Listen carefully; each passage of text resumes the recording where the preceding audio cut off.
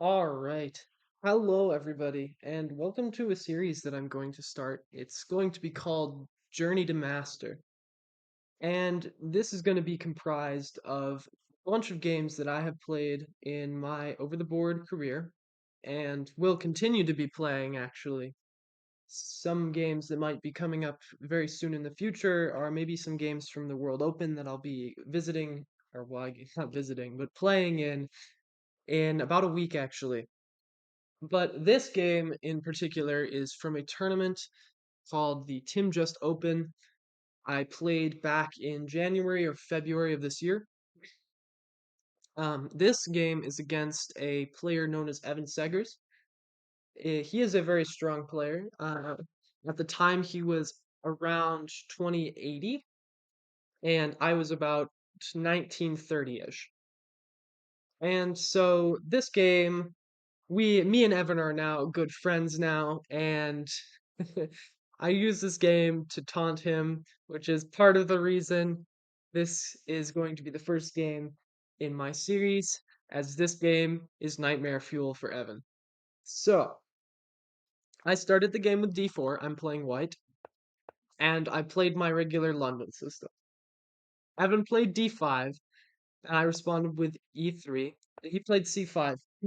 I believe that this is definitely one of the best ways to play against the London system. Of course, there are other ways, but I think this is the computer endorsed line, and it can also lead to some pretty good or pretty equal positions for black as well. It is definitely the move that probably tests the London system the most objectively. I played c3 and knight c6, and so here I played knight d2. But if you could here as white, you'd love to play knight f3 because the knight on f3 is doing a little bit more right now than the knight on d2. The problem with this move, actually, is exactly what happened in the game would happen, just like this. And you'll notice, I will show you, we got the same position, but with the knight on d2, just like this. And what's the difference, you might ask, between the knight being on f3 and the knight being on d2? Well, here's the difference. With the knight on f3, there is a nice tactic that black can play, and this is this bishop f5 move, which forces white to play queen to c1. And if you're asking, wait, well, that bishop isn't protected, why can't I just take it? You cannot take this bishop because now black can play queen takes b2. And white does not have a way to get back, right? All of these squares are covered, and white needs to be able to play queen to c2. So let's say white plays bishop to e2, because there's in fact there's no way to defend this rook. It is just trapped, and if you move the knight, then you're actually going to lose way more because you lose it with check. If black takes the rook here, then yes, queen to c2, and now it looks a little bit tricky for black because the queen is now looking a little bit trapped, not the rook. But black does not take the rook right away, but instead plays this in-between move, e6. And there is no way for white's queen to stay on this diagonal. All of these squares are covered by pawns or the queen. And then once you move, queen takes a1. And now since there's no queen c2, the queen's just going to go to b2 and escape. So you cannot play this way as white if you have the knight on f3. However, if I have the knight on d2, just like this, after bishop f5, this is now just a blunder because I can take, and after queen takes b2, I have rook b1. And so the rook isn't trapped, and black has just given up a piece for nothing. So Evan is smart and doesn't hang a bishop, and plays g6, preparing to play bishop f5, because if you can get the queen to move to c1, that's just a bad square. And so here, I really don't want to allow bishop f5 to come with a tempo on my queen, so I play e4. And this move is actually quite nasty, because if you take with the pawn, white is now better. Crazy as it is, white is now better because of one simple recapture. And now knight takes c4. The queen is hit, and this pawn is going to be weak for basically just the rest of the game. It is very far extended into my position, and my pieces are just going to kind of swarm it. Maybe with knight g3, or knight e2, knight g3, just play bishop e2 and castle. I have a very clear game plan of just going after that pawn and winning it. But again, Evan is smart. Oops. And he does not take with the pawn. He takes with the knight, which is the correct decision. You are supposed to take with the knight here. And I play knight takes. And here he plays d takes. This is a bad move forward. Why? Kind of just the same reason. I take on c4. Now my bishop's pretty good, first of all. My bishop's going to go to e3, and I'm just going to try and play like this. It's as simple as that. What you should do here as black is actually wait to recapture the knight. You play this bishop f5 move, and you really want to take back with the bishop, right? And so white has to do something, of course, because if white doesn't do anything, they'll actually just be down a pawn, right? If I play knight f3, bishop takes, and now black's up a pawn. So you play f3. The idea being you can't take with a bishop now, and if you take with the pawn, then I'm going to take. Now this pawn is weak. Heck, if I really wanted to, I can still take this one. I don't think this is recommended though, because there's this move, and you know, it's just gonna go down the line. So take this way. But all right, d takes, and now bishop takes c4. And as I said, this pawn is just kind of weak. Now he plays bishop to f5, which is threatening to play e3 and then take on f2. And I really don't want to allow that. So I just play bishop b3, blocking the push of the pawn, and actually threatening a push myself, which would win a piece currently, right? So Evan does not hang a piece. He plays knight to a5, and here I play queen to a4 check. This is kind of a nasty move, by itself, actually, because it is not winning a pawn. He plays bishop d7, but here, take a moment and pause, see if you can find the tactic here. I'll give you a few seconds. All right. The move here that I played in the game, and I am pretty darn sure it's best, was bishop takes f7. And the idea behind this move is that after king to takes f7, I take here. This is exactly what happened in the game. And now these two pawns, though I'm not winning a pawn, because there's queen takes b2 at all times, right? So I'll be trading the f pawn for this b pawn. But this is so advantageous for me because these two pawns are going to be weaknesses for the rest of the game. When I remove this f pawn, I create doubled isolated e pawns, one of which is overextended. The other one is just hindering the black bishop. So that was my general idea. And so here, my opponent played rook to d8, which is accurate. It's kicking the queen out before you take on b2. So I have to move my queen to a worse square. And then he played queen takes b2. And I cannot take the knight because my rook is hanging. So I play rook to c1. And he defends the knight, I mean, like this. And so here I just play a multi-purpose move. I just play knight to e2, which is just developing my knight, maybe preparing to castle. Not yet, because it'd hang a knight. Also anchoring the c3 pawn and the c1 knight, the c1 rook. Wow, cannot speak. This is my second attempt at recording this video, by the way. The first one, for some reason, completely failed. Like, I recorded the entire, 20-minute video, and then it corrupted. So that was really fun, right? My opponent plays e6.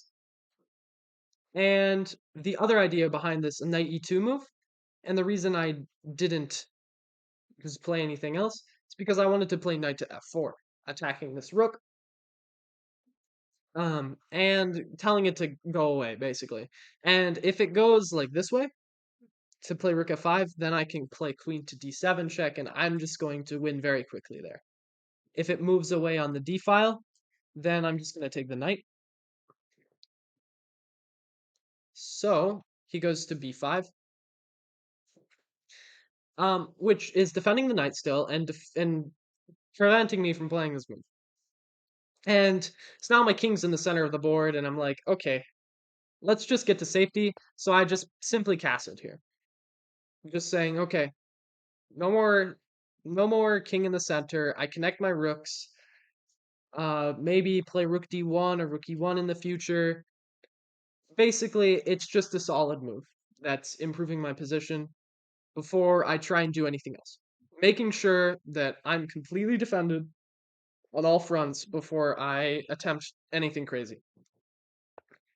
Evan plays a6 here, which it's just defending the rook right now, and that is because my idea was to play rook to c2 actually, right? So if you say, I don't know, develop the bishop, I was threatening to play rook to c2, and so well, not only is the queen actually, well, the queen isn't trapped because you have queen a3, right?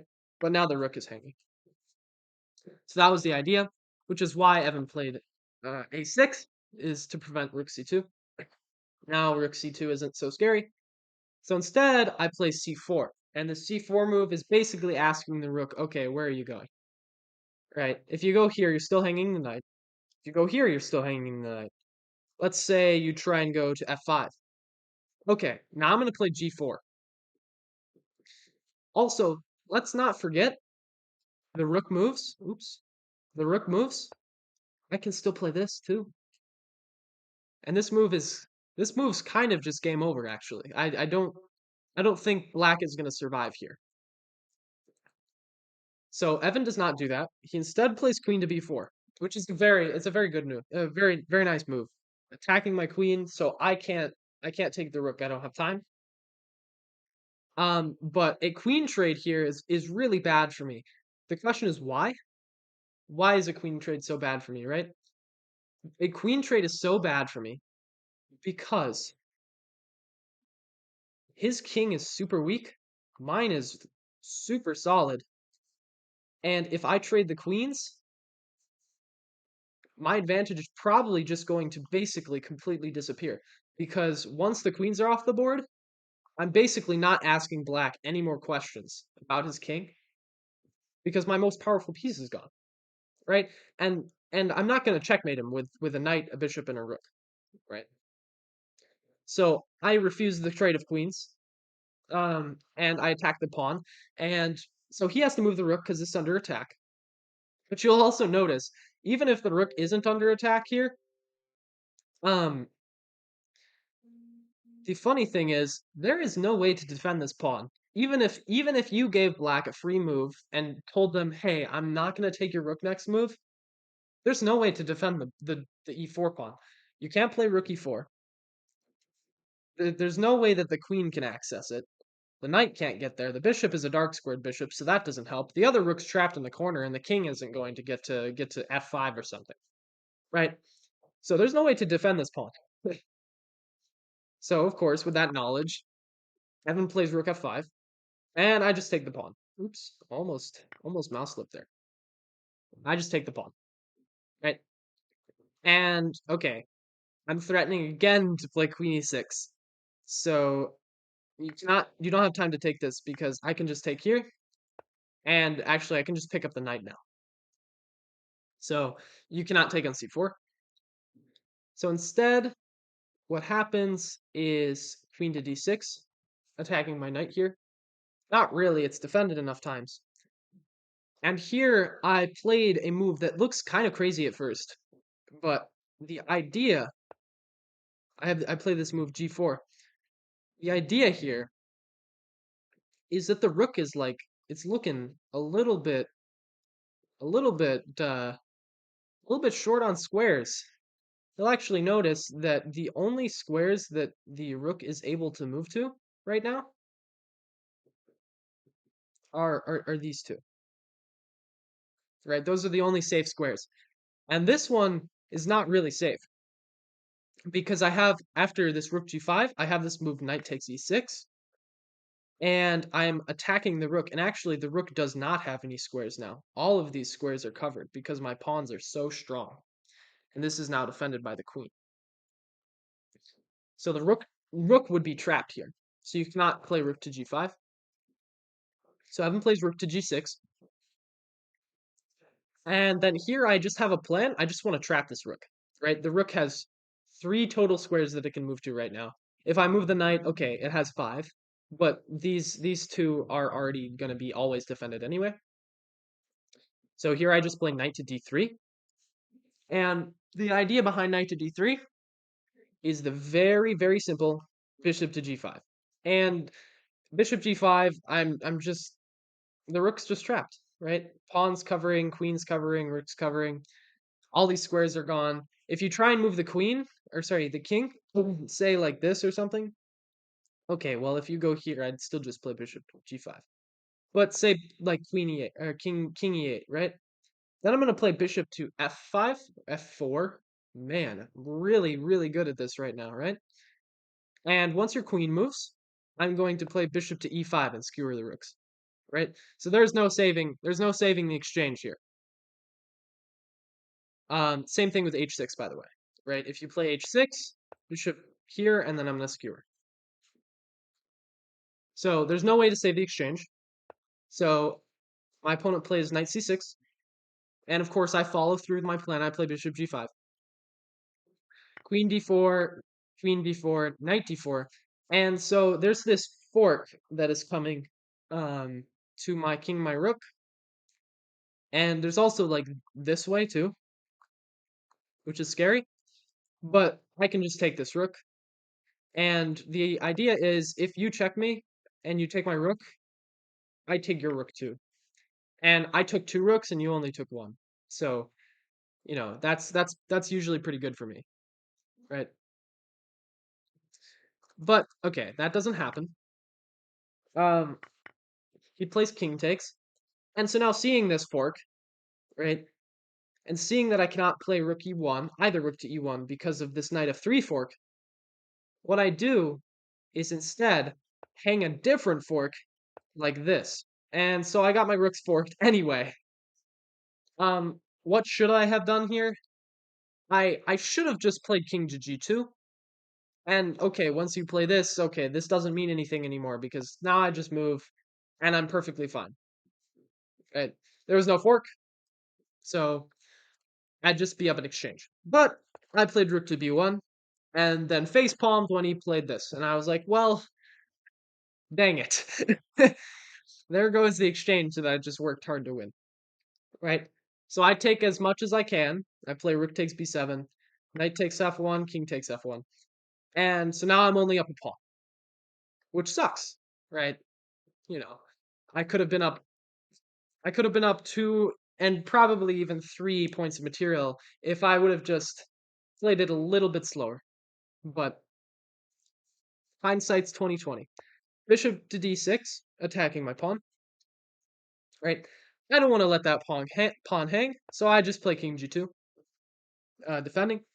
And after rook to c8, um, I want to keep this pawn, but there's actually just not a great way of defending it. I mean, I don't want to play knight to b2 because it's a pretty sad move to begin with. I can't go knight to e5 because there are 2 pieces covering it. And I can't push the pawn because I have only one thing and he has 2, right? So instead I play rook to d7, threatening the bishop, telling it to move.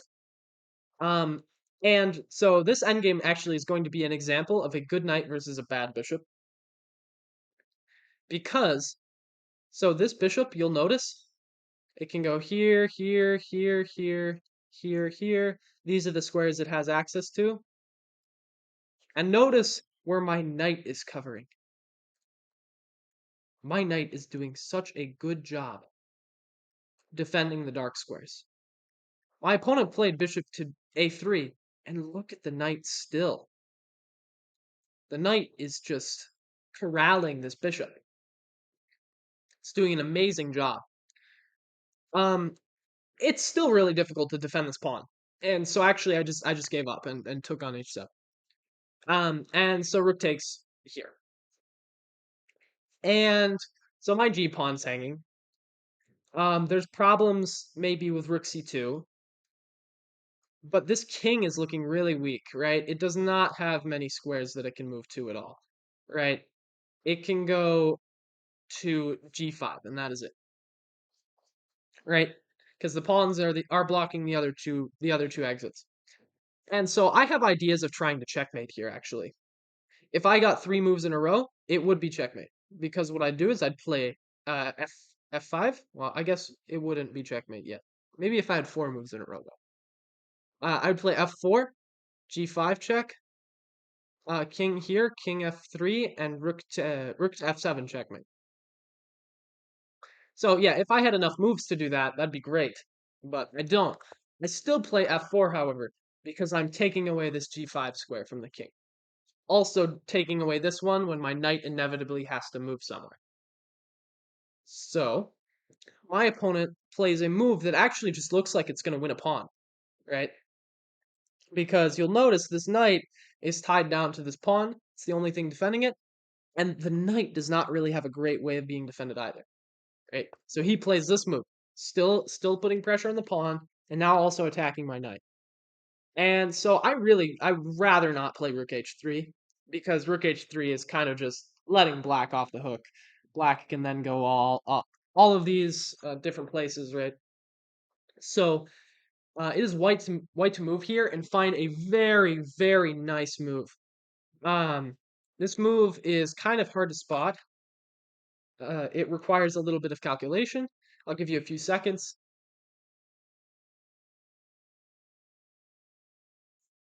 Here the move is king to f3.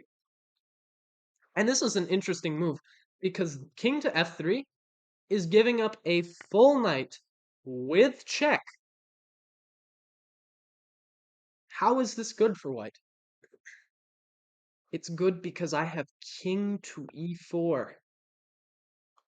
Now defending the f5 square. Attacking the rook. And since this f5 square is covered, I'm also threatening checkmate in 1. So if you move the rook, it is checkmate with g5. This is why I was saying the king is very weak, right? So you'd have to give me the rook. But Evan sees this, of course. I can't get off that easy, right? And so he plays g5 himself. Now I can never play g5 because there's a pawn there. So now I do have to defend my knight. But now my king is not on g2, so I can go to e3, attacking the rook. And he plays rook c4, just moving the rook away. And so here I decide it is in my best interest to try and get 2 connected passed pawns on the h and g file. So what I do is I play rook to h6. The king has no way of defending this pawn, so he moves away, and I play f takes g5, securing the rook. And yeah, I'm going to lose this pawn, but you'll notice I do get these 2 connected passers. He plays bishop e7, threatening to fork my rook and king. That would be an unfortunate way to lose after such a nice game. Minus the rook hang. The fork hang, you know the one, right? Uh yeah. Yeah. You remember the one, right? Where is it? Do. Yeah, this one. Be very unfortunate if I lost like that after such a nice game. Minus that move, of course, right? Right. So, okay, I don't lose that way, thankfully. Bullet dodged. Rook takes g4. And so here I use the fact that the bishop is now on e7. I use that to my advantage. Oop, not that move. That would be bad. I take on e6. attacking the bishop, so you don't have time to take on h4. So he plays bishop d8, moving his bishop away, and now I play this move rook to e4, defending my pawn through the rook, right? If you take, then I take. And the funny thing is actually, you can do this.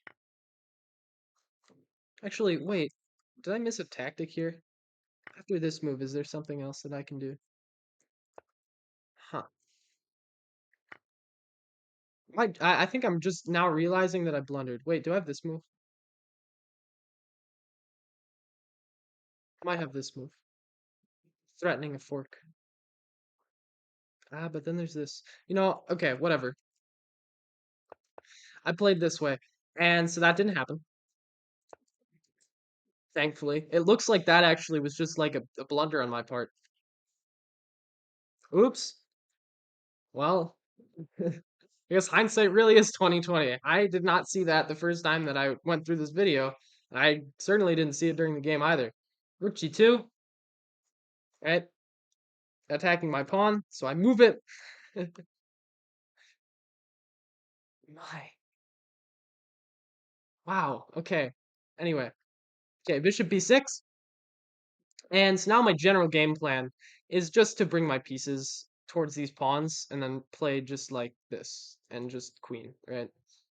So I play king e5, and I'm basically my next few moves are just going to be knight f4 and maybe like going like this, right?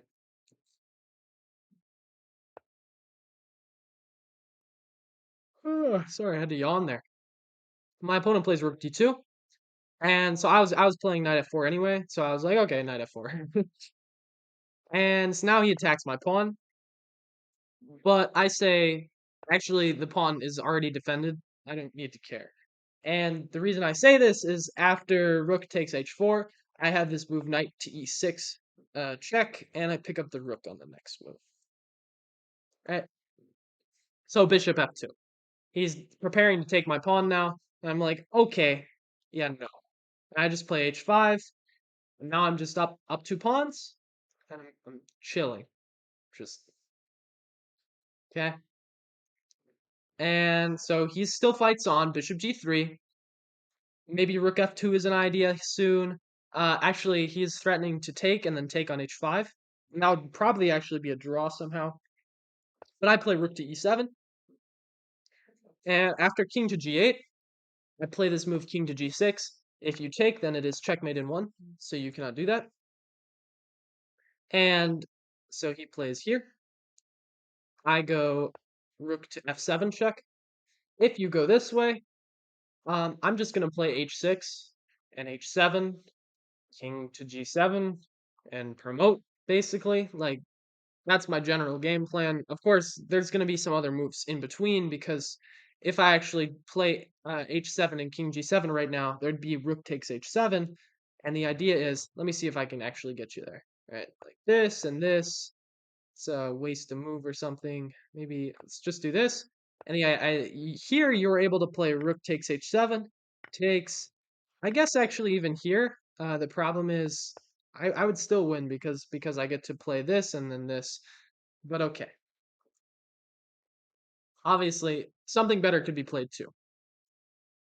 What happened in the game was king to g8 though.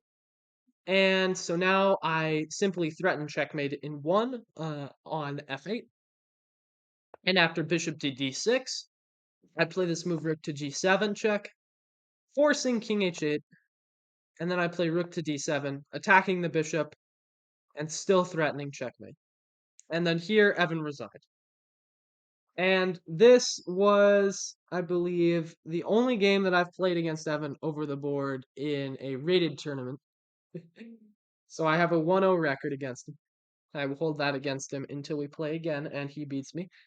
Um, because it'll probably happen. That stupid Scotch line that he plays. But anyway, I was quite proud of this game.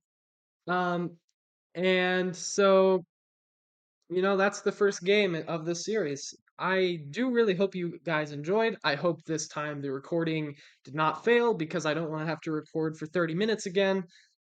So, thank you all. for watching, and I will see you all next time. Peace out.